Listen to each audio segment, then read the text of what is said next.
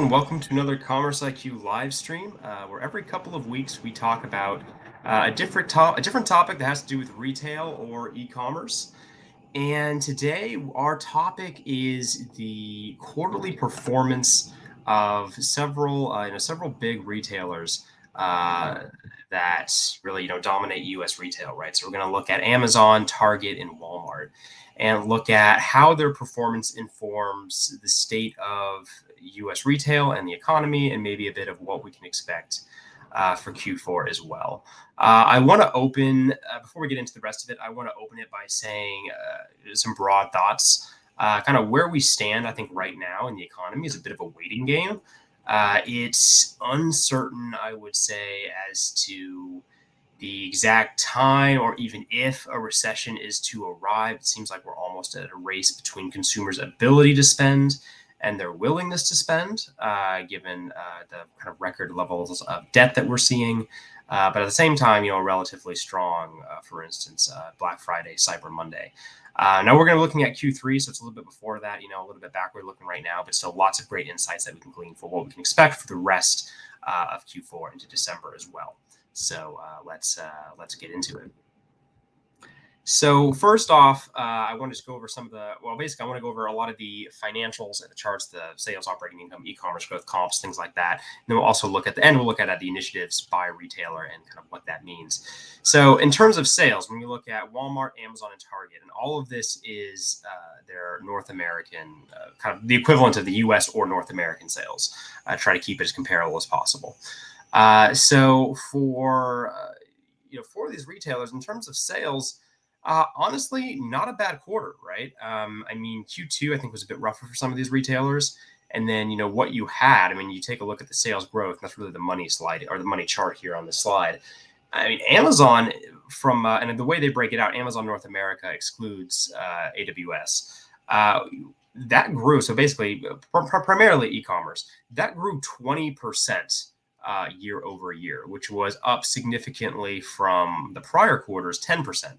So kind of building more growth on top of already relatively strong growth. And I'd say that runs a little bit counter to the narrative that shoppers are going back to stores. They're not really shopping online. That's not really being borne out by the data. Really, when it comes to big marketplace retailers like Walmart and like Amazon, they're shopping online. Amazon growing 20%.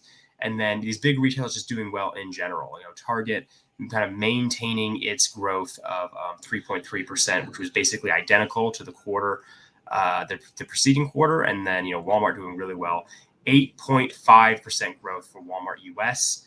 That is extremely high. So both Walmart and Amazon growing very rapidly. Target, at least, kind of keeping pace with its prior quarter results, still in strongly positive territory.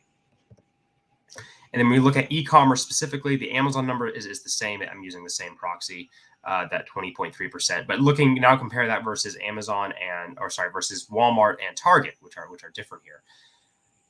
Walmart picking up significant speed for its e-commerce growth, growing 16% in this most recent reported quarter.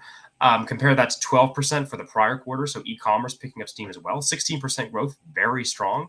If you can see kind of that period where e-commerce wasn't growing as fast as in-store growth, really was only in the first part of 2022. Since, in Q2 and onward, e-commerce is growing faster than store growth. So e-commerce, isn't going anywhere. It still has a lot of room to mature, honestly, as an industry. So despite the fact that there was a rebound effect, I would argue we're already kind of past that. And now we're seeing continued strong e-commerce growth. Target is the kind of the outlier here. Target e-commerce growth went significantly down or decelerated, and it was essentially flat for the quarter. And I think the reason, and we'll talk more about this in the coming slides, and the reason for that is not to do with necessarily the weakness of e-commerce as much as the categories that Target is exposed to and how those categories are doing and how those categories tend to be shopped a bit more online. Now we take a look at operating income across retailers. What we see here is really interesting because this is really where you kind of have performance diverging across different retailers. You take a look at the operating income growth. That's really I'd say the more important of these two charts. And what you have here is really something that can only be understood in the context of the prior quarter, not just Q3, but also Q2. So let's take a look at both of what's happening in both of those quarters. Take a look at Walmart. It's a story of steady improvement, right? Walmart in the blue there. Walmart in its most recent quarter saw operating income growth of 4.8%, so kind of a stronger performance versus what it used to be. And that growth, that improvement has been steady over the past several quarters. So Walmart is a steadily improving story, right? And their operating income in general is just positive, $5 billion per quarter roughly.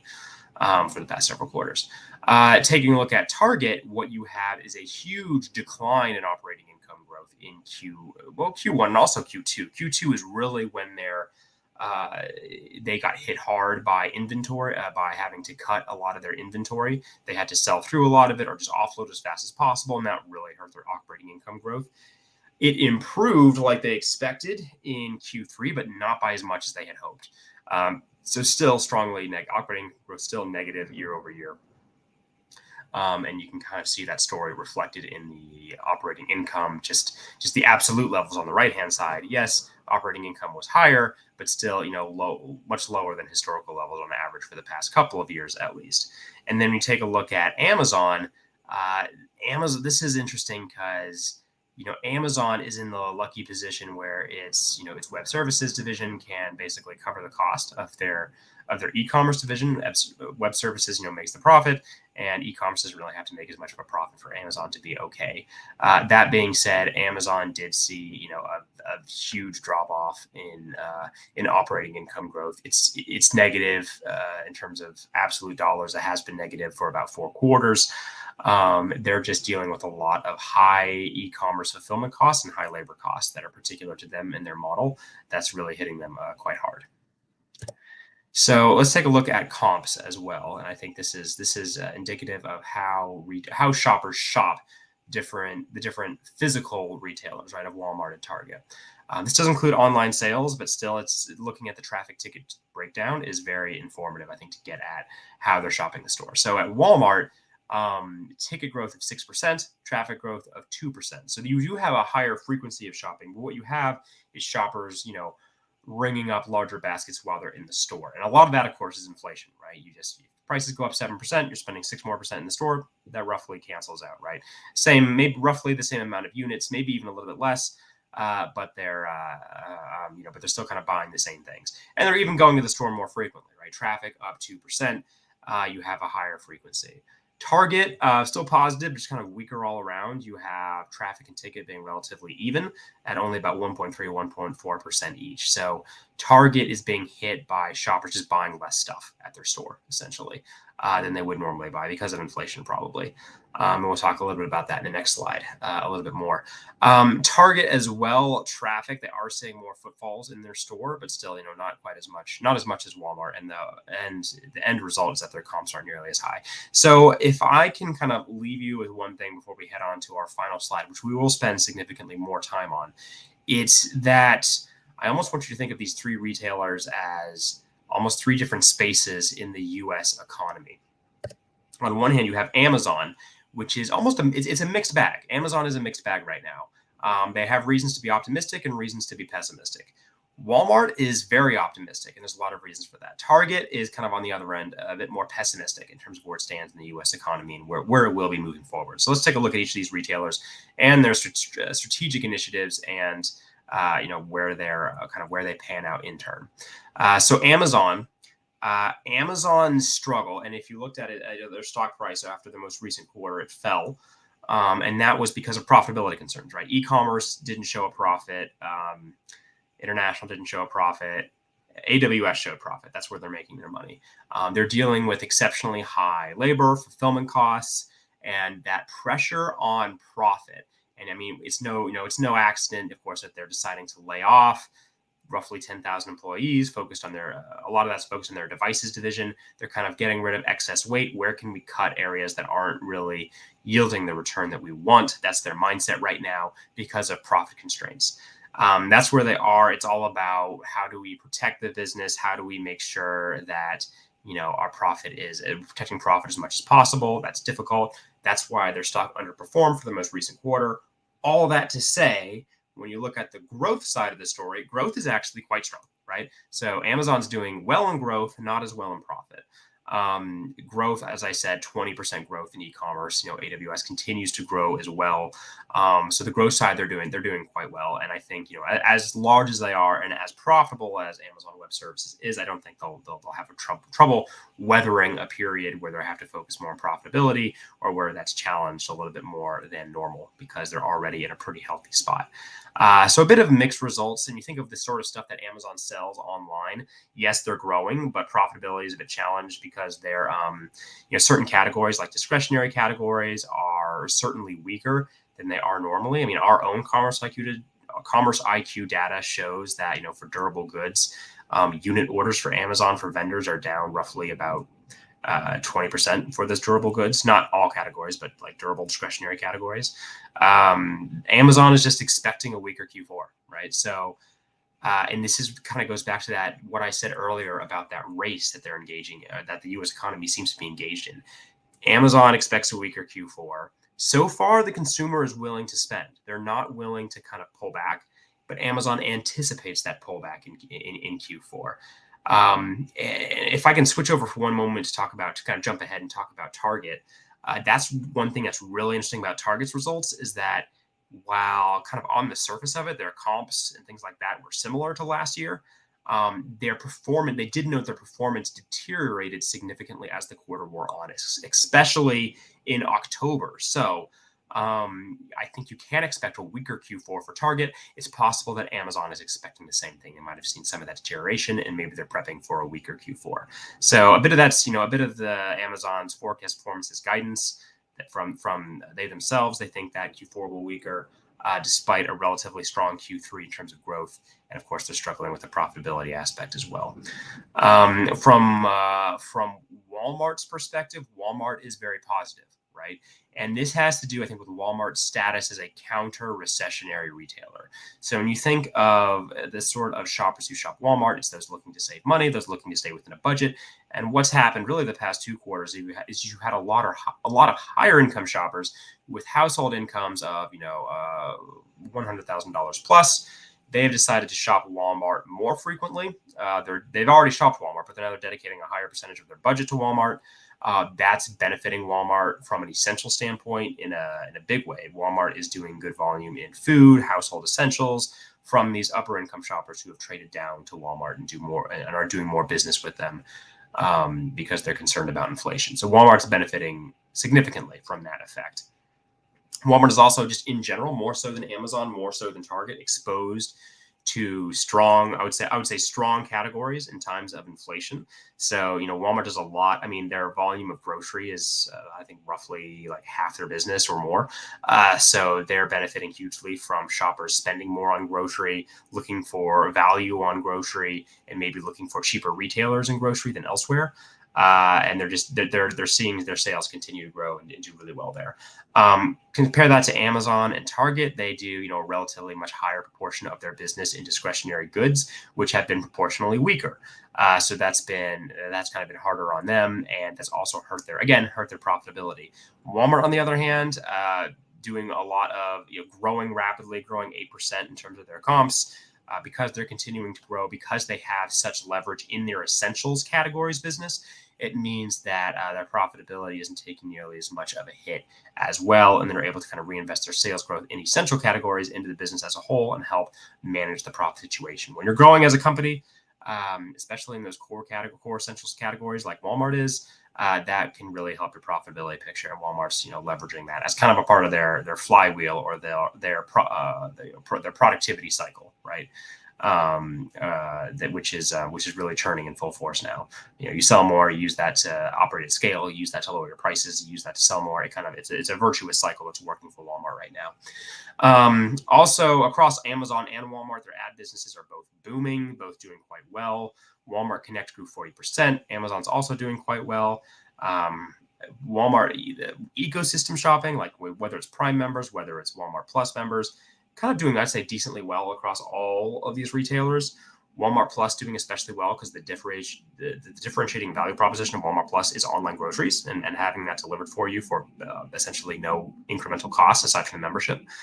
So Walmart Plus is doing very well. And Walmart, just in general, focus very much on bringing fulfillment in-house. How do we scale fulfillment, bring down the cost, manage profitability by bringing things in-house? So it's scaling Go Local, which provides fulfillment services for other retailers and entities. And it's also kind of, with its Spark Drivers platform, brought a lot of last mile fulfillment in-house recently as well.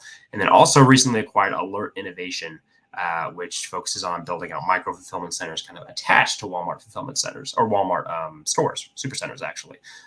So that bringing that in-house as well, all good, tailwinds for Walmart moving forward.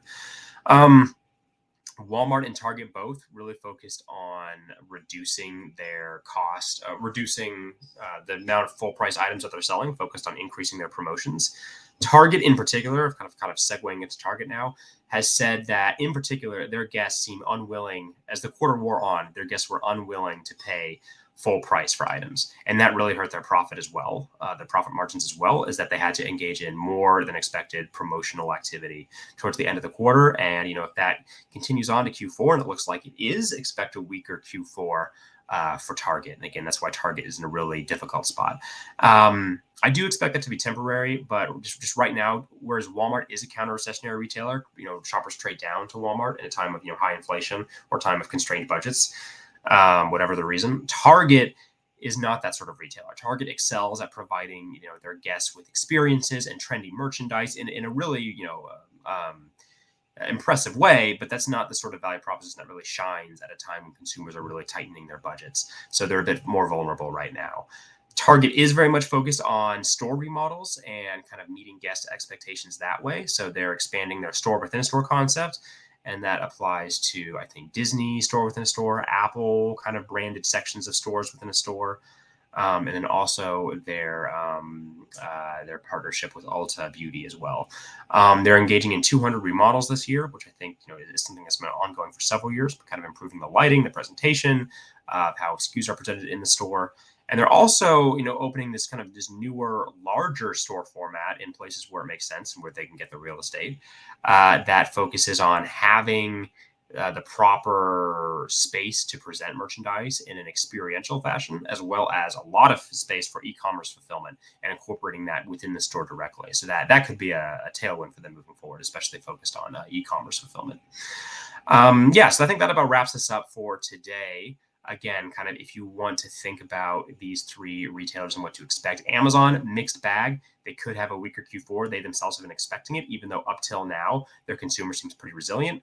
Walmart is very resilient and doing very well because they're just benefiting hugely from hiring from shoppers, doing more of their shopping at Walmart, and that's kind of turning their productivity cycle. Target not doing as well because their shoppers, maybe some of their shoppers are trading down to Walmart for looking for those lower prices and not as much focus on experience, in-store trending experience. And that's really hurting their profit. That's really hurting their ability to sustain comps into Q4.